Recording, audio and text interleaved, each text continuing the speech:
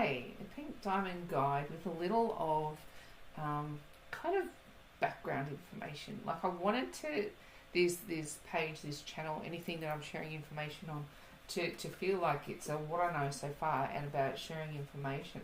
So as much as I love doing the tarot readings and sharing the energies of the day and the week and the month and whatever is upcoming, essentially, like what I want to share with people is why these tools are useful in your life and what you can get out of them. And I will share more of my story as I progress as to why I chose to indulge this form of, you know, some call it spirituality. You know, like it's had a history of being for gypsies and fortune telling, and it's got it can have a bit of a bad rap, but like in modern days, tarot's had a rise, and it's because people understanding it's becoming more mainstream. And I think unpacking a little bit to how readers use the tarot and why it can be applicable to look at it is fascinating. And the why I'm sort of holding on to these cards is they're probably the most notable known tarot deck. They're called the Rider-Waite.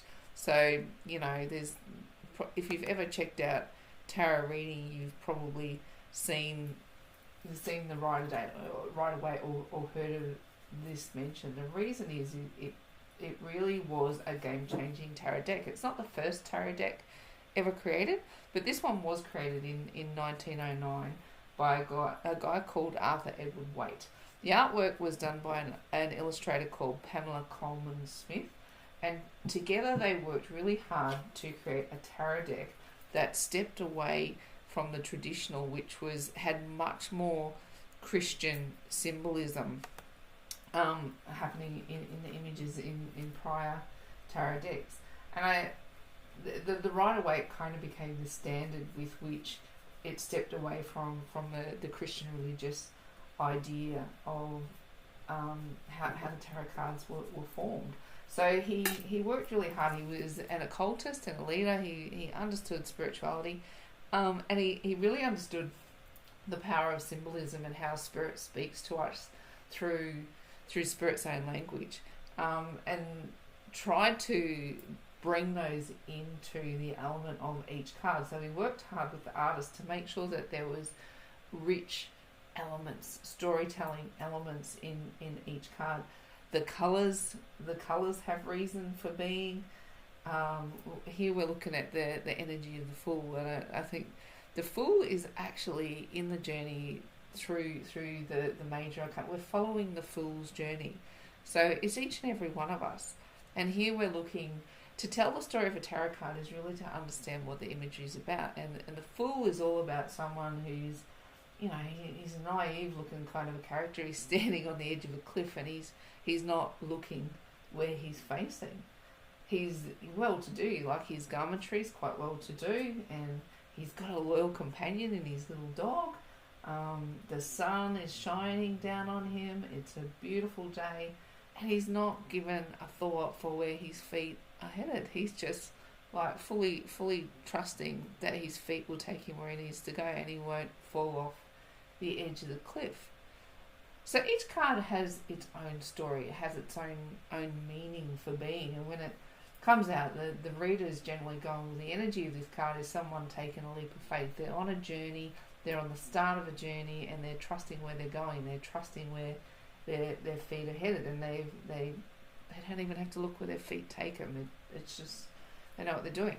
But when the card comes out in reverse, we're looking at going, well, how do those energies go when you're not utilising the positive aspects of it? Is this person foolhardy? Are they, you know, their journey is not a leap of faith, it's a leap of foolhardiness, and their, you know, all sensibilities gone out the window, and they should be taking more caution. Do you see what I mean? It's like the card has meaning depending on whether it turns this way or whether it turns that way. And then even look, we've got the next card in the deck, which we're looking again at the imagery, and we're going, well, what do we see here? We're seeing happy families and all this kind of thing. So depending on where the cards fall next to each other and whether they fall the right way up. So here you've got, if they landed like this, you go, oh, you've got the card of happy families, and you've got the Fool. That's really happy, light-hearted energy. Things are going well for you and your family. But then when they lie here in reverse, or they're in sort of contrast to each other, you can then start to suggest that there's been disruption in the family, but somebody needs to take a leap of faith to move it forward. Or then if they're both in the reverse, you know, maybe you should walk away from this scenario. There's nothing to gain. The energies are all dependent on where the cards fall and what they fall next to, and then further, when you put them, you give intent for the reading. So when I'm giving a daily reading, they're very simplistic readings, and obviously not every zodiac sign out there is going to relate to that energy in that moment. It's impossible because there's so many other prevailing influences. So when we give those kinds of it's a general feeling of the energy of the card over a group of people, and it's you'd be surprised how many times people resonate with it. But then further, what happens is you have zodiac influences across a sun, moon, and rising sign. So you might find that watching those 3 readings together, then it starts to make real great sense around your own personal scenario. So it's reading the tarot isn't just there's so many things. It's storytelling, and it's letting the cards guide you where the story's telling. Now, when I lay the cards down, I will be not in the daily readings, but when you do a more general spread, and you might have heard things like Celtic crosses and other but readers these days, they just seem to play by their own rules. The important thing is you know what the intention is for placing the card where you place it. So if I'm putting the card here and I go, I'm asking Spirit, tell me about this person's family life. I want to know what's going on around their family life, what's happening in the relationships of their family, and you're repeating the question to get permanence on the answer. You want to know that Spirit hears the question that you're answering, and they're giving you a card, and when you put it down, it is literally saying, this is the answer to that specific question, and I'm putting it in that space because that's relevant to it. So I go, what's happening in your family? And then the next card I lay down, I might go, what is influencing those decisions, or what is the outcome of those decisions, or what does this person think about it? So the question changes, and then depending where they sit and what they fall next to, you build on telling a story. Now, what you don't see when I do my daily reads is how I choose the cards that are coming out, and quite literally I'm sitting there asking the question, going, righto, Spirit, I'm thinking of Aries for today is the 18th of August, and I want to know what the general energy is with somebody with Aries, and I let the cards fly out. And you might not have seen that because it fell. I'll just pick that up and try not to get my head all over the camera. Sorry about that. So the card that flew out was the Emperor. So I'm going, righto, so that's the... Funny enough that I chose Aries, because Aries and the Emperor, they're connected in the tarot. The Emperor carries the Aries of the energy of Aries, which is the ram and the god, and it's like those energies that are connected. So I see that card and I go, oh, Aries, that's you in your own reading. What's going on with you? And then I shuffle the cards a bit more, flip that over, and say, why has the Emperor come out for Aries, and see what card falls. The Knight. Oh, Aries, you have an offer of love that you want to give, or depending on what I'd asked. I said, what's coming in for you? An offer of love is coming in for you. So it's like depending on which card flies out, which order it flies out in, what cards they're sitting next to, is it upright, is it reversed? There's lots of mechanisms that come out to tell all the different stories. So we're looking at the symbolism in the card, we're looking at where it flies out in a reading and how it plays next to the other cards around it, as well as who am I reading for and what do they want to know.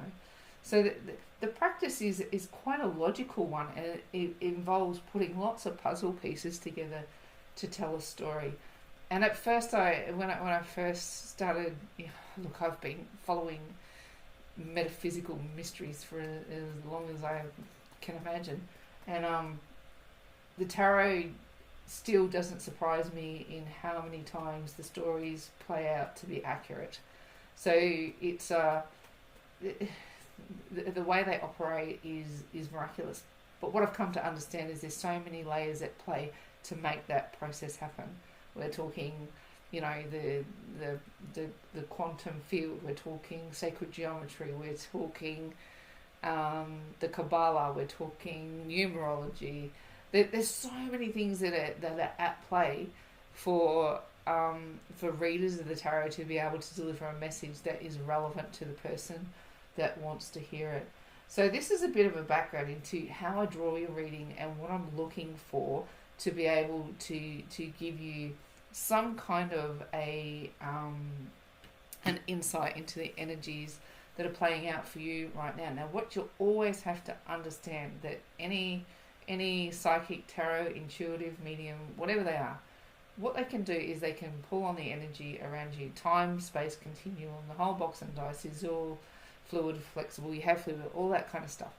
You always get the choice to impose your energy upon something, but you're always destined to hear it. So if a reader pulls an energy for you and you go, oh, that's not right, the information may allow you to be in the space where you change your mind. So it's like the information is always relevant. It doesn't always show the way you think it would, but my experience tells me the relevance reveals over time and space, and there's something to this. I wouldn't be sharing it with people if I thought it was frivolous and throwaway, because years and years of practice with this fantastic art has shown me it's got meat. So that's behind the scenes, and that's it for me today with that's what I know so far.